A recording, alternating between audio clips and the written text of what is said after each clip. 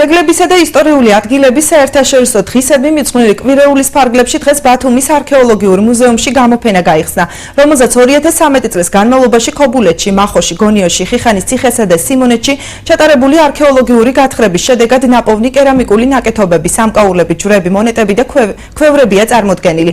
აჭარის კულტურული მემკვიდრეობის დაცვის სააგენტომ კვირეულის ფარგლებში სხვადასხვა მუნიციპალიტეტის მოსწავლეებს მუზეუმი დაათვალიერებინა. მოგვიანებით ახალგაზრდებმა კინოთეატრ აპოლოში ისტორიული ძეგლების შესახებ დოკუმენტური ფილმიც ნახეს.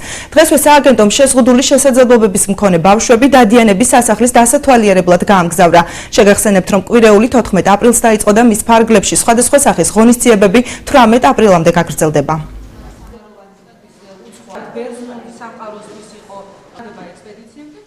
ტარდება სხვადასხვა ღონისძიებები. დღეისათვის დაგეგმილია არქეოლოგიურ მუზეუმში გამოფენილი ნივთების ექსპოზიციის ნახვა, უახლესი ექსპოზიციის, ასევე ისინი ნახავენ საგანძურს და რაც მნიშვნელოვანი არის, დღეისათვის გამოიფინა აჭარის ძეგლთა დაცვის კულტურული მემკვიდრეობის დაფინანსებით ჩატარებული არქეოლოგიური აღმოჩენების დროს მოპოვებული უახლესი აღმოჩენები. ჩვენ ვიმყოფებოდით ბათუმის არქეოლოგიურ მუზეუმში.